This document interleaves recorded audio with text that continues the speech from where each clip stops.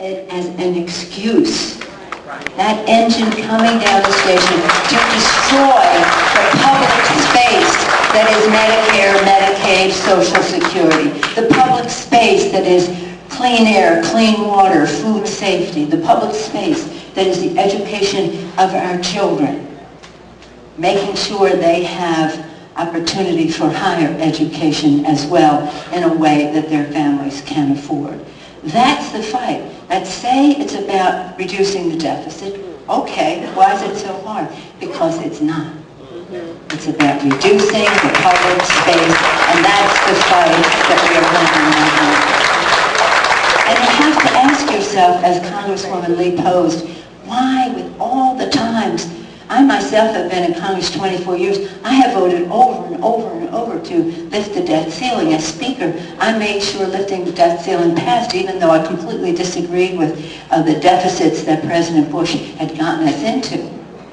But it wasn't time to have that fight. That was not the time to say we will place in doubt whether the United States of America will honor the full faith and credit of our country. So why this president, of all presidents, should be put to that trial.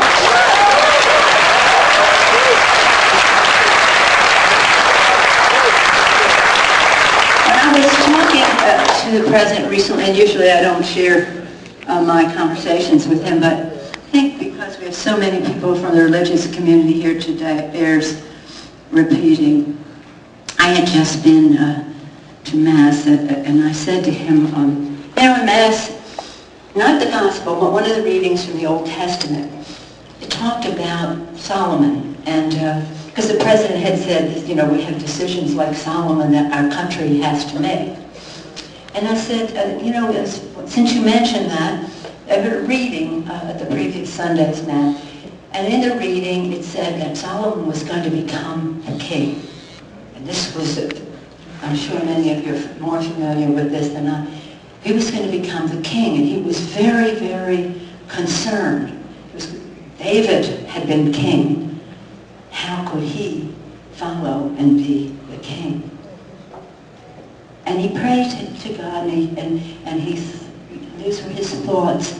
How will I ever have the wisdom and understanding to be the king? And God came to him in the night, and he said, because you prayed for wisdom and understanding, and not great wealth, and not a long life, and not vengeance on your enemies, because you prayed for wisdom and understanding, I will give you more wisdom and more understanding than anyone who has ever lived until now, or will ever live into the future. That's how I see our great country. A country that was born of wisdom and predicated on the idea that all people are created equal, that followed through on that promise later in the Constitution.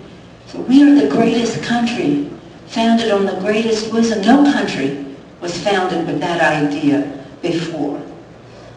And it was founded on the principle that every generation had a responsibility to make the future better for the next generation. That's why the Great Seal of the United States says, Novus Order Seclorum, a new order for the centuries. How could they guarantee that unless everyone along the way took responsibility?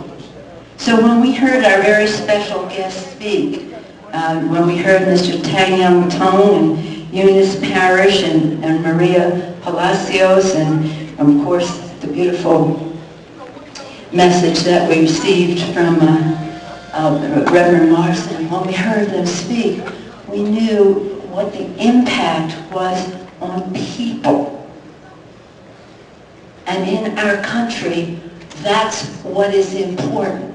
We can discuss politics and who prevails. We can talk about legislation that will result in public policy that will hopefully improve the lives of the American people and ensure our future. But what is the most important measure is what is the impact that it has on individual people, What is the impact it has on your kitchen table discussions about how you're going to make ends meet, what decisions you can make for your children and your grandchildren? I have so much more I want to tell you, but in the interest of time, I'm going to close by hearkening back to something sorry not to call him Reverend, Congressman Green said about young people. About young people, yes, because I do have 5 children and I do have 9 grandchildren. And by the way, 3 of my grandchildren live in Houston, Texas. So you can invite me back anytime. They go to St. Anne's Catholic School and they are adorable. In any event, I'll just take it to the table. You know, this table of 12 is going to make decisions. And I don't think of it as a table of 12. I think of it as a table that we're all at. And this occasion for me is an enhancement for the wisdom and understanding that our members will bring to that table. Every time you hear people talk about the budget, tell me if this isn't right, they say, we have a responsibility not to heap mountains of debt on the next generation. That's what they say. Right? And that's right. I'm not leaving any public or personal bills for my children. So I gathered young people, college kids, newly graduated, high school kids, some who will not go to college but who have some ideas about the future and should be part of the discussion. I've gone to their meetings, they've come to my office. And I said, you know, your name, young people, has been used as the reason that we must go down the path that's been described. I want to be able to go to the table next time and tell them firsthand and to be current about your thinking on the subject. Because implied in the we don't want to have mountains of debt is some kind of a generational split that they're trying to create. So, I listened to the young people. The young people said, we want Pell Grants, we want college loans that are affordable so that we can have education, but many of our families can't even afford for us to take advantage of such a thing if our parents, grandparents, and grandparents don't have Medicare, Medicaid, and Social Security. They see the generational connection that the other side is trying to break. They said, we want jobs. That shouldn't come as any surprise. We want jobs. And so we don't want any cuts in the budget that are too big and too soon that will hurt the economic recovery. That's what they say. And they also say, really important, we want our voices to be heard, so we're opposed to all of these measures around the country to suppress voting by requiring much more ramped up IDs and all the rest of that, because we think that that hurts our voices in terms of being part of the solutions. So I said, okay, I hear this, I could tell you stories of each individual kids, but time would not allow. So I'll go back to the table and I hear the discussion, and I had one question for my Republican friends. Who is going to tell the children? Who is going to tell the children the choices that you want us to make? That you want to send, you want to reduce the deficit by $36 billion, but you still want to give tax cuts to businesses sending jobs overseas. Who's going to tell the children that you want their grandparents or parents to spend more on Medicare, leading to its repeal, while they pay more, get less, while we continue to give tax cuts to the wealthiest people in our country? Who is going to tell the children? The children are very honest. They know what they want their future to be. And it is not one whose prospects are diminished by ideological cuts too much, too soon to hurt jobs. So they know the connection between their freedom to do things because their families have some sense of security for their parents. and their grandparents. And they know that job creation is really an obligation. So if you talk, we talk about this budget deficit. If you put on a green eye shade, and they tell me that accountants used to do that, and you count beans in your bean counter, if you stay in this little place, people will always say there must be something you can cut, not realizing, going right to the heart of the matter, as to who we are as a country. So I said, don't ask us to find common ground here until we have taken this debate to the higher ground of values in our country. Are we there to educate our children, to have a dignified retirement for our seniors with health security as well? Are we there to create jobs? Are we there to protect our neighborhoods and make them safe and secure rather than firing our first responders because we don't want to stop special tax preferences for special interests in our country? This is a values debate. How do we invest? How do we make sure we pay for it? Do it in a fiscally sound way. But be straight up about what we're doing. We're making the future better for our children as our founders envisioned. But if we're there to destroy the future, then you will take a look at what the Republicans are proposing, making it harder on states and localities to meet their obligations to people. We keep coming back to the word people. What does it mean to the people?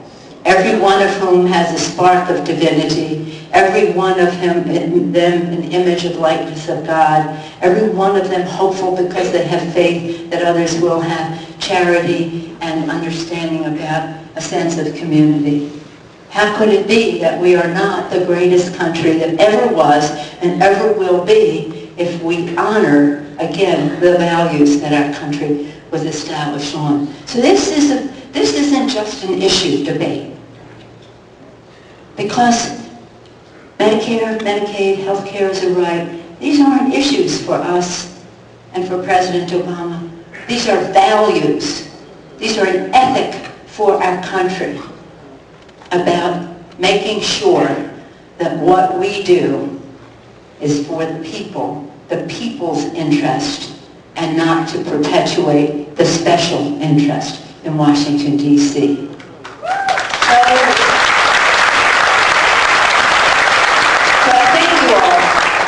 I want you to know your power, how important this meeting is. I know you will let us hear from you one way or another as to what your views are on how we go forward. But I can assure you that without being drawing lines in the sand or any of that, when we go to the table, the Republicans have said no revenue. What I want to assure you is the people who represent the House Democrats at that table will all be at the table valuing the ethic, the value of that economic and health security is for our country. Value the need for leverage to be with the people and not the preference of the special interest. And that we will, again, take the message to the American people, and you can help us with that. Because I believe when they understand what is at risk, if they understand the truth will be our strength. Thank you so much for having me.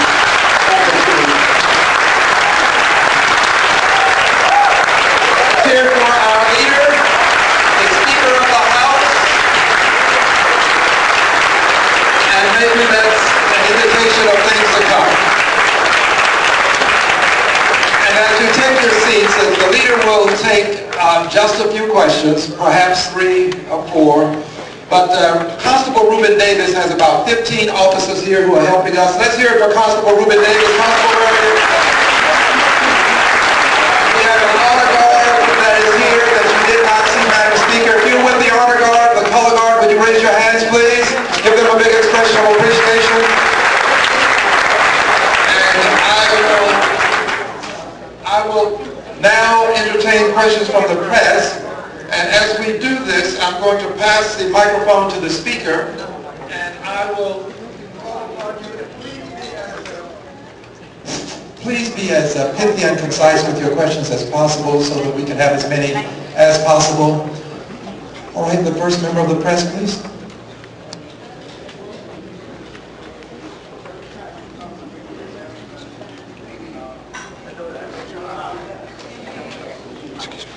Welcome to Houston, Texas again.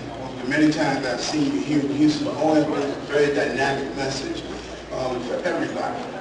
But my question is, can you give a brief synopsis of what is Obamacare, and when will it take effect, and how will it have an impact on Medicare and Medicaid? Thank you so much. It was a very comprehensive question as to what is, now let me, I'm a guest here and I don't want to be disagreeable, but when you use the word Obamacare, you play into the hands of the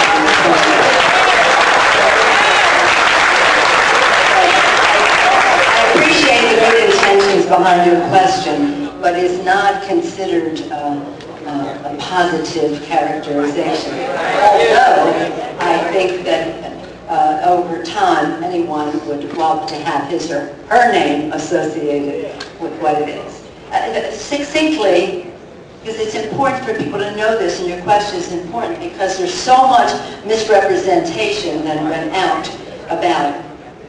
The Affordable Care Act was a transformational pillar of health and economic security for the American people, fitting comfortably with Social Security, Medicare, and now health care for all Americans.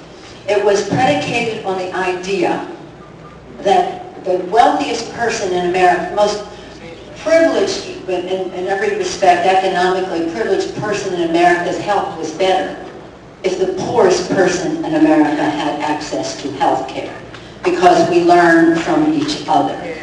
And so it was about looking, how do we make it most available? It's about lowering cost, improving quality, and expanding access. And one way to expand access was something that Congressman Jim Clyburn, who's our the deputy leader, the assistant leader in the House, fought hard for, and that many of you believe in, and that is that community health centers are very, very important because they reach into places where people are. And they have what was talked about earlier, Ms. Parrish talked about, and others talked about prevention. Prevention. So under the Affordable Care Act, we're saying to seniors, come in, no copay, no deductible, get your colonoscopy and your mammograms and the gentleman having your test as well, so that we are intervening before or early and making you healthier at a lower cost. Your health is a healthier America is what it's about. It's not just about health care. It's about good health. It's about prevention. It's about innovation. It's about having health IT, electronic medical records follow every person wherever he or she may be.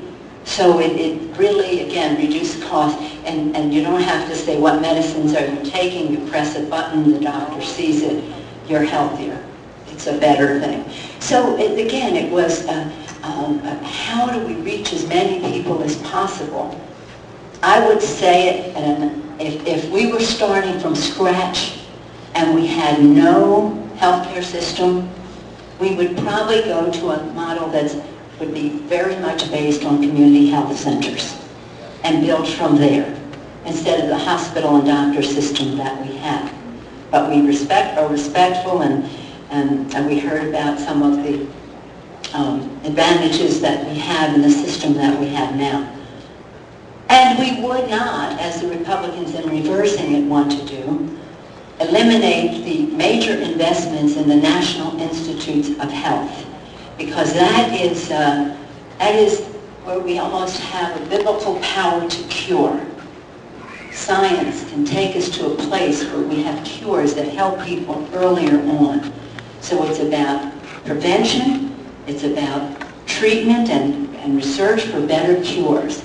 And one of the biggest pieces of it that we're proud of and we always need to do more, and Sheila Jackson Lee and Al Green were very much a part of, and the Congressional Black Caucus Brain Trust very much a part of, is striving to end disparities in care in our country, whether it's the Hispanic community, the African American community, the Asian community, different manifestations of health that we have to recognize, to prevent, to treat early on, so that we, again, have access for all Americans, and that means all in every manifestation of the need. Just say one more thing.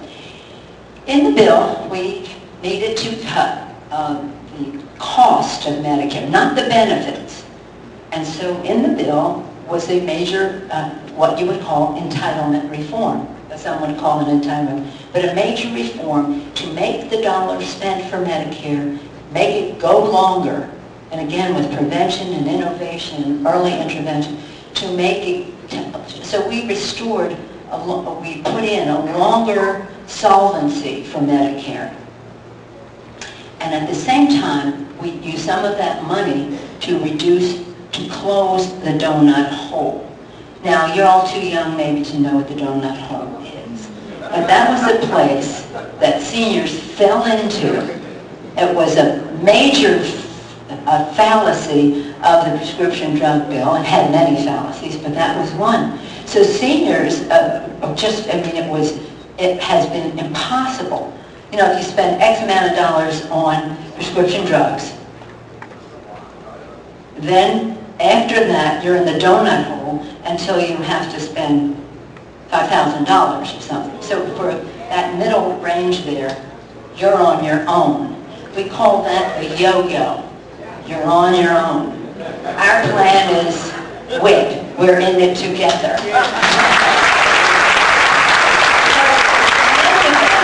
The Republicans in the election said they cut $500 billion in benefits from Medicare. Not true. Not true. But they spent a fortune on it.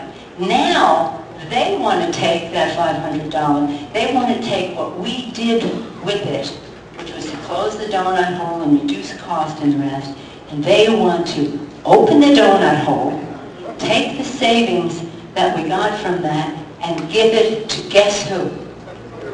The insurance companies. And of course, rich people will benefit because they won't instead say, you could pay a little more at the end of the day to help reduce the deficit. So I know it's a big bill, and it's transformational. It's one of the 3 legs to the stool of transformation in our country to make people just to a higher level of, I can do whatever I want.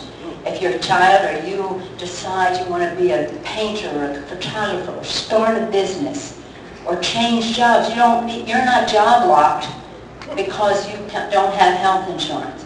You do all these things, take risks without worrying about your child who may be bipolar or have diabetes is not able to, you can't do it. In fact, I was at a wedding recently where the groom said, I loved her so much I tried to convince her to marry me, but then I knew the 3 magic words which would do the trick. TRICARE for life. I think it was a joke. But nonetheless, I have known people who have gotten married for health benefits. It's a big deal. And this was a big deal. And it was a tribute to the transformational nature of this great president of the United States who has the courage to go out there and make the change against the endless spigot of money coming from the health insurance industry, the pharmaceuticals, you name it, to stop that from happening. And why? Because the status quo just brings in billions of dollars to them. So even 1 year that they can hold it off, or 2 years they get richer and richer. but we don't get healthier and healthier. So this is all part of a oneness of leverage going to working people in our family instead of big profits going to special interest. I hope that that helps answer your question a little bit. Thank you, Madam Speaker. To the press.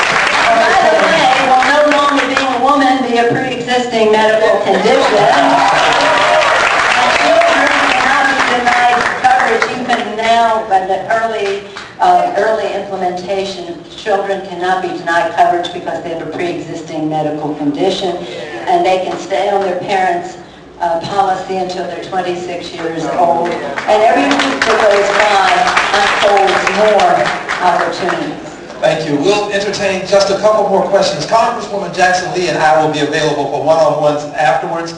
We want these questions directed to the speaker because she will have to leave. So let's go to the next member of the press who has a question, please. Yes. Ms. Pelosi, what specific changes?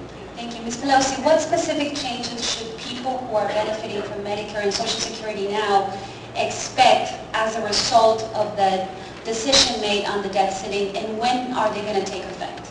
Well, let me be very clear.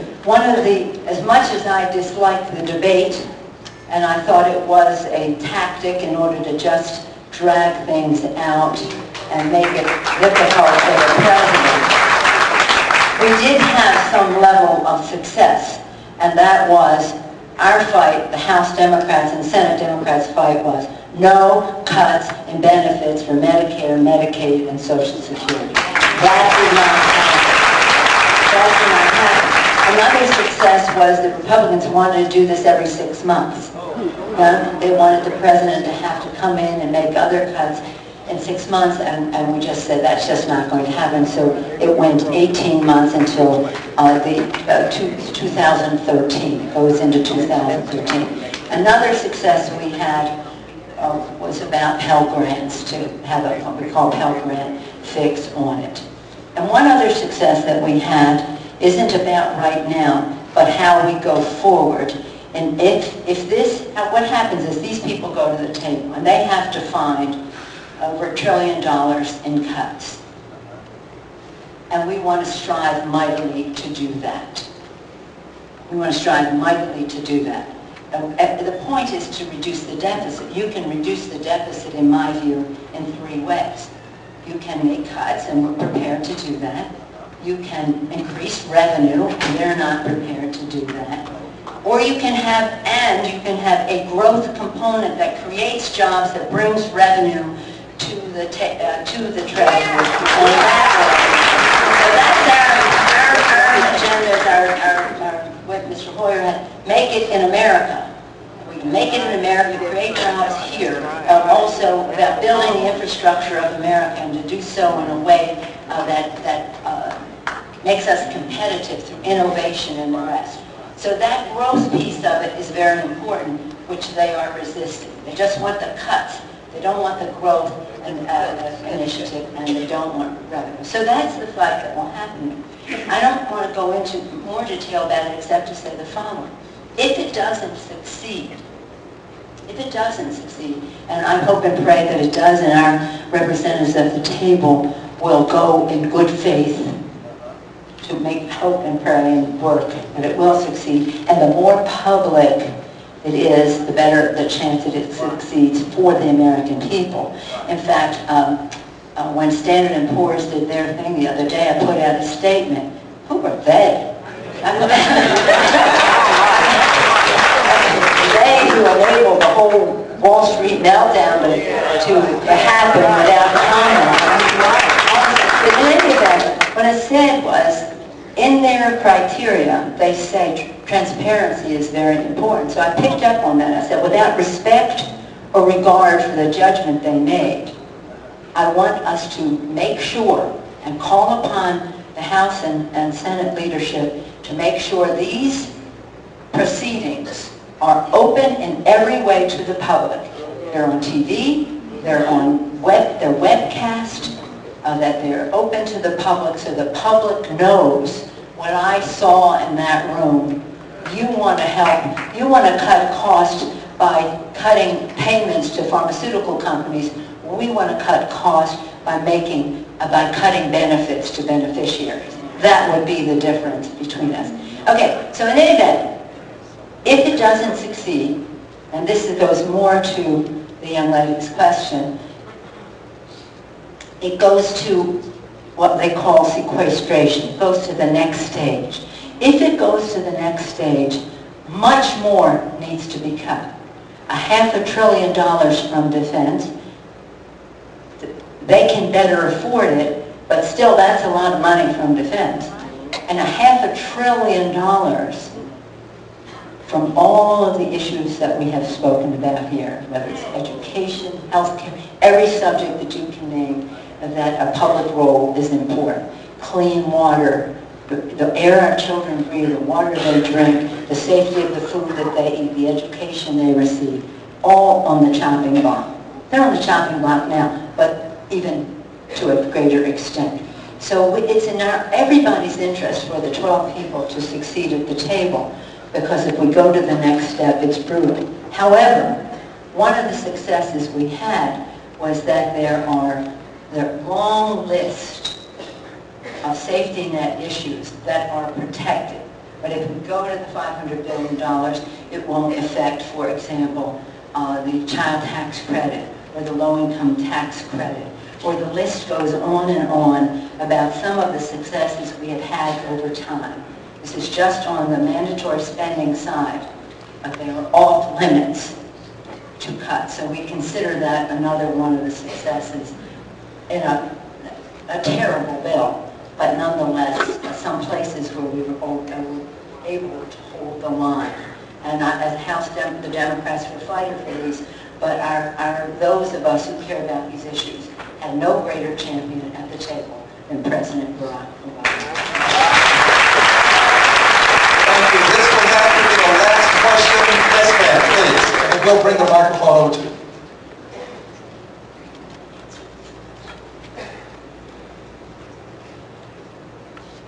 Thank you, Madam Speaker.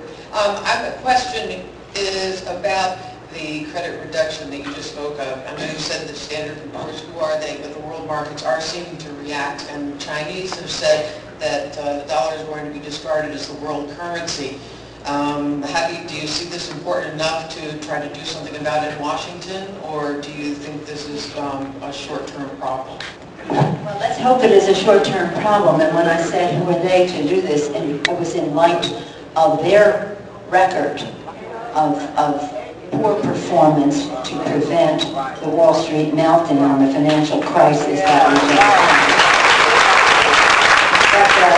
had. No question that this is not a positive thing. I saw Alan Greenspan reporting last night on TV that nobody thinks that the United States isn't going to honor its commitments.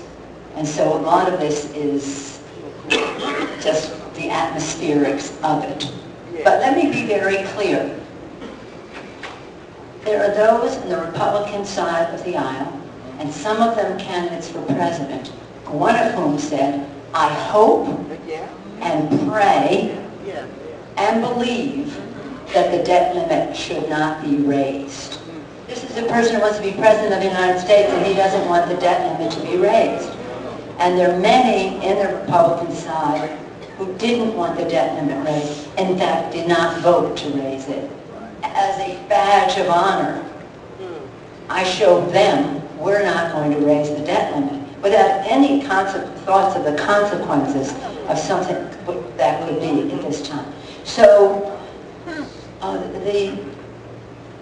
we have to work very hard to demonstrate, as we have been doing, that we want to reduce the debt limit. That makes it even more reckless on the part of those whose sincerity is not with reducing the deficit, but whose determination is to destroy the public space in America. We cannot come to terms on that.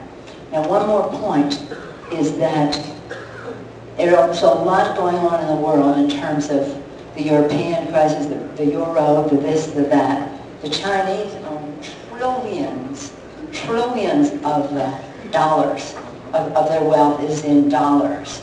And so everybody's staking out their claim or their warning and their this and their that. If we had more time, I will talk to you about the recklessness and the Bush years that got us to this place. But right now, it's only important to acknowledge that so we don't make the same mistakes. Don't make the same mistakes.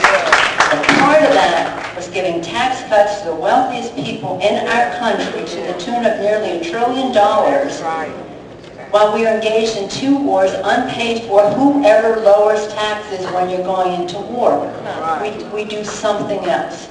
So again, if you believe in the free enterprise system, which they do, then you know that growth creates jobs, and jobs create revenue to go to the treasury. So as these, shall we say, independent, questionable rating agencies, when I say questionable, I mean questionable in terms of their immediate past record, are making this judgment, they have to put a heavy weight, if they're objective, on the fact that there were those doing everything in their power to make sure we did not lift the debt limit under this President of the United States for the very first time. So again, let's take a deep breath. Let's be calm about it. Strange times.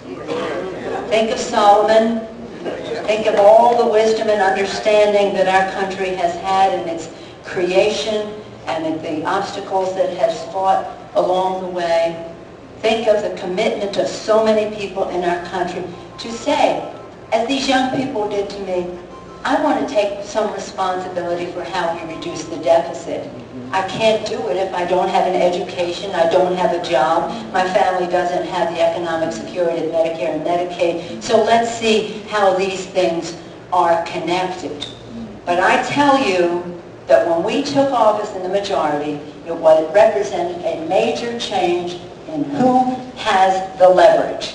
Is this about working families empowered to have the leverage, or is this about returning to 100 years ago and the robber barons and the rest of that? And now they want to enshrine it in the Constitution of the United States, this growing disparity in income and ownership. It's not just about jobs. It's about ownership and equity and saying we've got to enforce our laws that say women, minorities, veterans should have more opportunity to start small businesses because they are up against giants who've been in this business a long time and have big bonding authority. The rest of it. I mean, don't get me started. So how do we have the leverage in a place where all Americans can take their shot, no guarantee, but can take their shot to engage and be participating in the economic prosperity of our country and help to create that prosperity. So this is a big fight. Use any sports analogy you want. Swing for the fences because we have nothing to lose. They're going to such extreme lengths. We have nothing to lose by being very forceful. No holds barred. Swing for the fences. Fight for the American people. Are you ready for the fight? Yeah. Let's hear it. She stands for us every day. Will you kindly stand for her now and give her a big personal appreciation?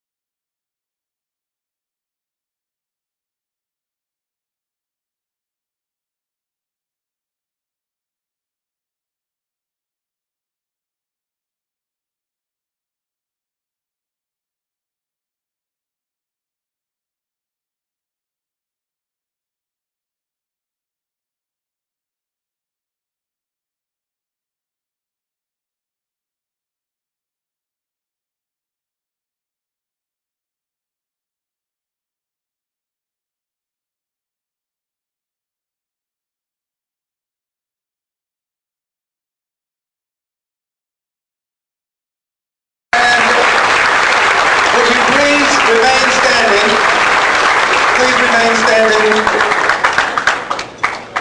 Because at this time, Madam Speaker, if you'll come back, Pastor Lawson has a special benediction, and he would like for you to stand near him as he is giving this special benediction. Please now, friends, hear the voice of the Honorable Bill Lawson. This has been an event about family, and we are family. Will you reach out and touch the hand of the person next to you? You may not know that person, but that's your brother or your sister, and we are family. Now may we bow our heads. God, you have blessed us and kept us. Your love was over us since before we were in our mother's wombs.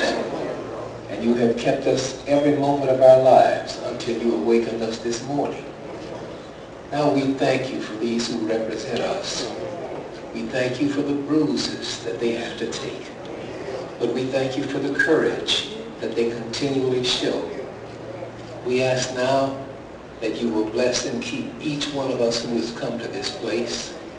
Remind us of our personal obligation to our neighbors, to our country. And now dismiss us with your love and with your care. And all of this we ask in your own holy name. Amen. Thank you, friends. And as the speaker is about to depart, we will declare this town meeting with a motion from someone to adjourn. Do I hear a motion? All right. The town, all of those in favor say aye. This meeting is now adjourned. Thank you very much. Thank you. Please now find your way to your seats if you like, and we'll share more things with you.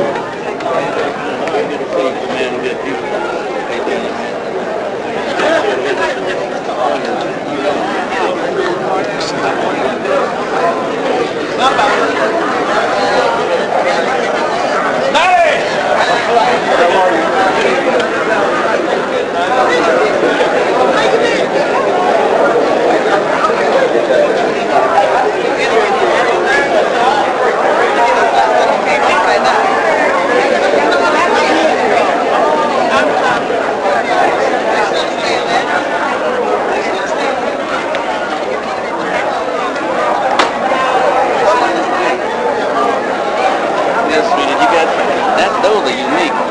Yeah. You can do pictures on that. Hey, Colonel. Hey, my brother, how are you? How's it going now? Good to see you. It's good being seen. Oh, it's always good to be seen. That's right, not being viewed. Not right. Okay. You still in the post office? No. I do television and radio. St. Agnes. Yes, television, you never work. Okay, television and radio. Okay. This is some kind of theme today. Yeah. Wait. What is your name, dear? Jeanette. Jeanette. All right, Jeanette. Now I remember you now. I'm at Lily Grove.